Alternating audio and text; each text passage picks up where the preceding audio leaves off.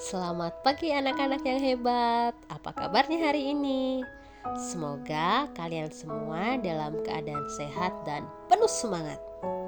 Hari ini kita akan memulai pelajaran pendidikan agama Katolik dan budi pekerti, doa syukur secara pribadi bersama Ibu Gusti Rina Santawela. Bersyukur itu sangat penting ya anak-anak. Dengan bersyukur, kita bisa lebih menghargai semua hal baik yang Tuhan berikan dalam kehidupan kita. Dalam pelajaran ini, kita akan belajar bagaimana cara mengungkapkan rasa syukur kita kepada Tuhan dalam kehidupan sehari-hari. Mari kita mulai pelajaran kita dengan doa bersama. Mari kita satukan hati dan pikiran kita. Dalam nama Bapa dan Putra dan Roh Kudus. Amin. Ya Yesus yang baik, di Taman Getsemani, Engkau meminta agar para murid berjaga dan berdoa, sehingga tidak jatuh dalam pencobaan. Pada hari ini, kami anak-anak-Mu mau belajar mengenai doa bersama. Dampingilah kami, agar kami memiliki kebiasaan untuk berdoa bersama, baik di dalam keluarga, bersama teman-teman, maupun di lingkungan tempat tinggal kami, karena Engkaulah Tuhan dan pengantara kami. Amin. Dalam nama Bapa dan Putra dan Roh Kudus. Amin.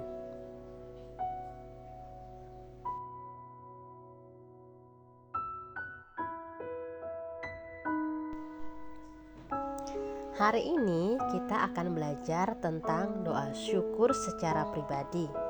Nah, apa sih tujuan pembelajaran kita hari ini? Pertama, kita akan memahami apa itu doa syukur. Doa syukur adalah ungkapan terima kasih kita kepada Tuhan atas segala berkat yang telah Dia berikan. Kita akan belajar bagaimana kita bisa berdoa dengan tulus dan penuh rasa syukur dalam hati kita. Yang kedua, kita akan belajar untuk mewujudkan doa syukur dalam sikap dan tindakan sehari-hari. Ini berarti kita tidak hanya berdoa, tetapi juga menunjukkan rasa syukur kita melalui tindakan nyata, seperti membantu teman, mengucapkan terima kasih, dan berbagi dengan sesama.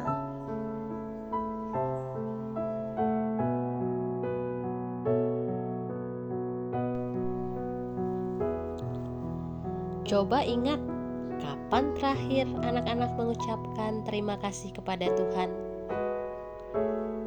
Mungkin setelah mendapat hasil baik di sekolah, atau merayakan ulang tahun, atau ketika berkumpul bersama keluarga.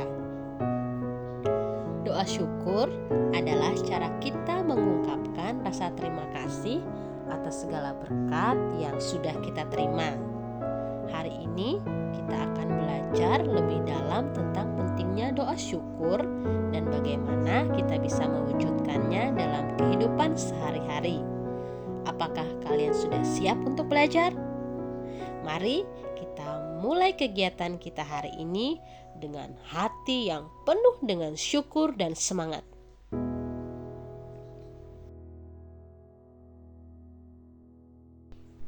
Sekarang kita akan bersama-sama mendengarkan cerita yang berjudul Sekarang Saya Sudah Siap Dokter. Di suatu sore yang cerah, di sebuah rumah sakit yang sibuk, sekelompok dokter sedang menikmati makan siang bersama. Mereka tertawa, bercerita, dan berbagi pengalaman mereka selama bertugas. Tiba-tiba, seorang dokter bedah bernama Dr. Arif menanyakan kepada temannya, "Dokter, operasi terhebat apa yang pernah kamu lakukan?" Temannya Dr. Budi tampak berpikir sejenak. Aku sudah melakukan banyak operasi yang sulit dan menantang," jawabnya. "Tapi satu operasi yang selalu kuingat adalah operasi seorang gadis kecil yang hanya memiliki harapan 10% untuk hidup." Dr. Budi mulai bercerita. Malam itu para perawat membawa seorang gadis kecil bernama Lili ke ruang operasi. Wajahnya pucat dan terlihat lemah. Saat itu pikiranku dipenuhi dengan berbagai masalah, tetapi ada satu hal yang sangat mengesankan. Saat para perawat siap-siap, Lili dengan suara lembut bertanya, "Dokter, bolehkah saya menanyakan sesuatu?" "Ya sayang, apa yang ingin kamu tanyakan?" jawab Dokter Budi tersenyum. "Setiap malam sebelum tidur saya selalu berdoa. Sekarang sebelum operasi dimulai, bolehkah saya berdoa?" Tanyanya dengan penuh harapan. Dokter Budi merasa terharu. "Tentu saja, kamu harus berdoa. Jangan lupa juga berdoa untuk saya ya," jawabnya. Lili kemudian melipat kedua tangannya dan memulai doanya. "Yesus, Engkau gembala yang baik. Berkatilah dombamu malam ini. Dalam kegelapan kiranya Engkau dekat denganku. Lindungilah aku sampai datangnya sinar mentari esok pagi. Dan berkatilah pula dokter yang akan mengoperasiku."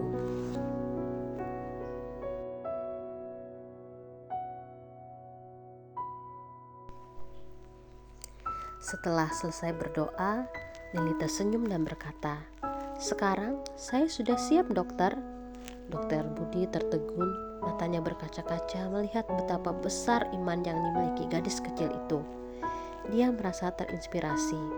Sebelum memulai operasi, dia berdoa dengan sungguh-sungguh, "Tuhan yang baik, aku mohon bantulah aku untuk menyelamatkan gadis kecil ini." Dengan penuh harapan, Dokter Budi mulai melakukan operasi, dan dengan kuasa Tuhan, sesuatu yang luar biasa terjadi.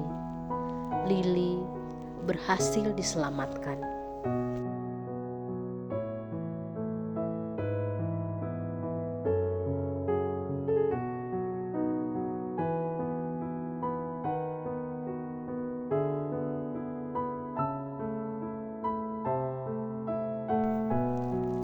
Setelah operasi, ketika Lili dibawa pulang ke rumah, Dokter Budi menyadari bahwa dia juga telah menjalani operasi iman. Dari pengalaman itu, dia belajar bahwa jika kita menyerahkan seluruh masalah dan beban hidup kita kepada Tuhan, Dia akan membantu dan memulihkan kita. Di akhir cerita, Dokter Budi mengajak kita semua untuk mengikuti satu hal penting. Doa dan iman adalah kekuatan yang dapat membuat mukjizat terjadi. Jadi, jangan pernah ragu untuk berdoa dengan penuh keyakinan dan pengharapan.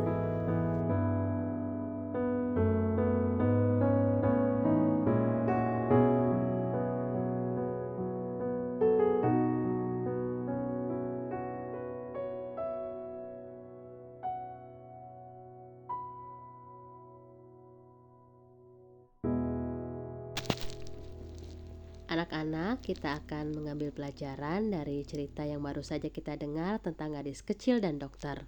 Gadis kecil itu sangat berani. Sebelum menjalani operasi, dia meminta izin untuk berdoa. Meskipun dia berdoa sendiri, doanya didengar oleh dokter dan perawat yang ada di sana. Ini menunjukkan bahwa doa bisa menjadi sangat kuat, terutama ketika kita melakukannya bersama dengan orang lain. Ketika gadis kecil itu berdoa, itu bukan hanya untuk dirinya sendiri, tetapi juga untuk dokter dan perawat. Doanya memberikan semangat kepada semua orang yang terlibat. Mereka jadi lebih termotivasi untuk melakukan yang terbaik. Ingatlah, ketika kita berdoa, kita sebenarnya sedang terhubung dengan Tuhan.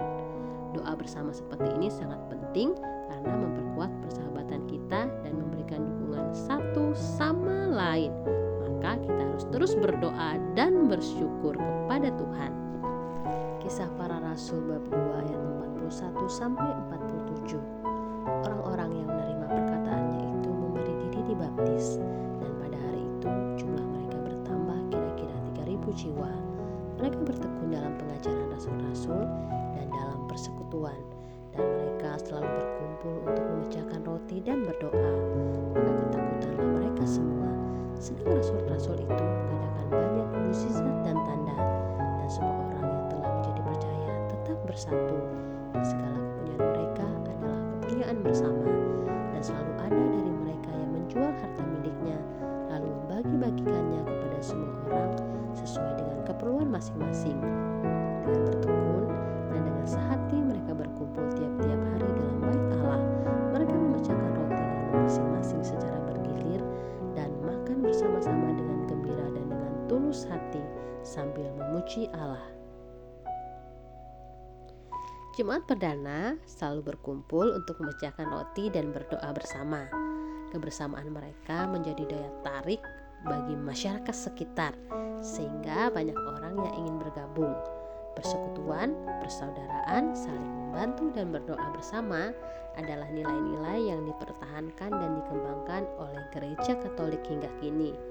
Ini menjadi kekuatan bagi seluruh warga gereja dan menarik perhatian masyarakat luas untuk ikut serta.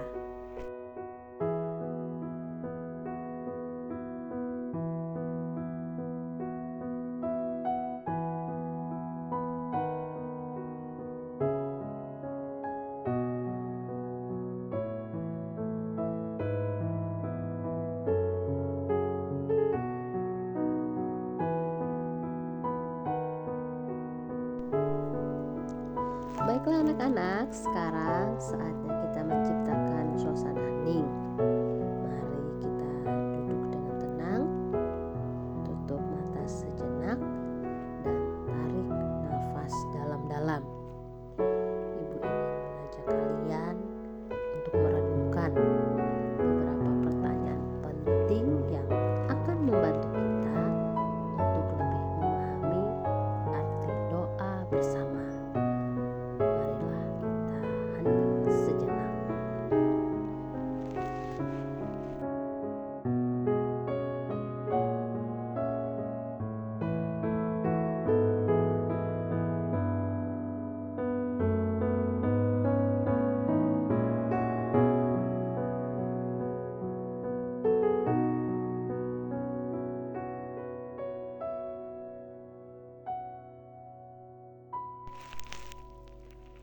Coba pikirkan, apakah aku suka berdoa bersama dalam keluarga?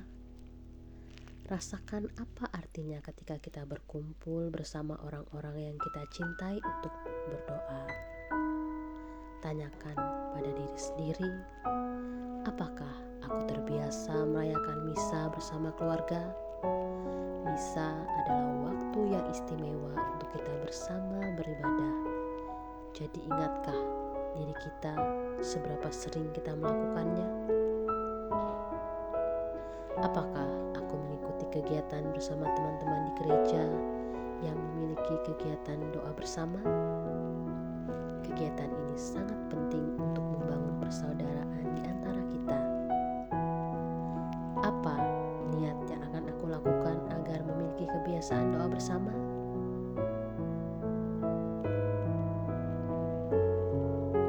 Silahkan simpan jawaban-jawaban ini dalam hati kalian. Mari kita buka hati dan pikiran kita, dan semoga refleksi ini membawa kita lebih dekat kepada Tuhan dan satu sama lain.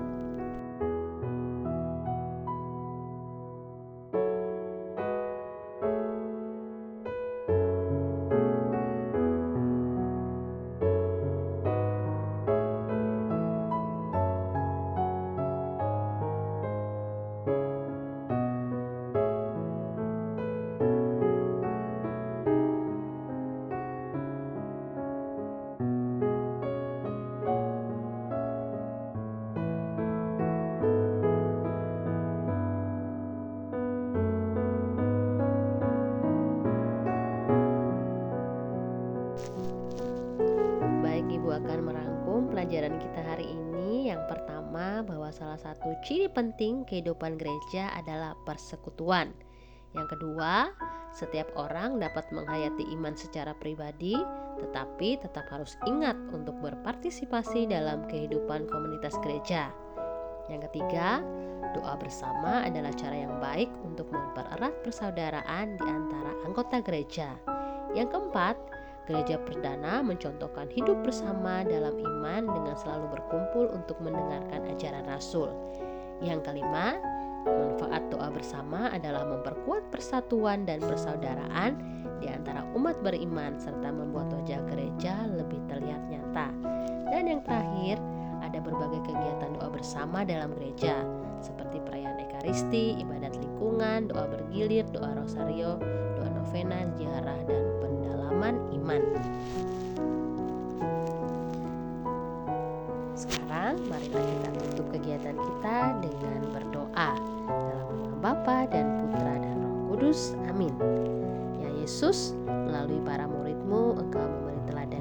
kami untuk hidup dalam persaudaraan. Ajarilah kami untuk bisa bekerja sama, berdoa bersama, dan saling mengasihi dalam keluarga, di sekolah, maupun di gerejamu. Karena Engkaulah Tuhan dan pengantara kami. Amin. Dalam nama Bapa dan Putra dan Roh Kudus. Amin.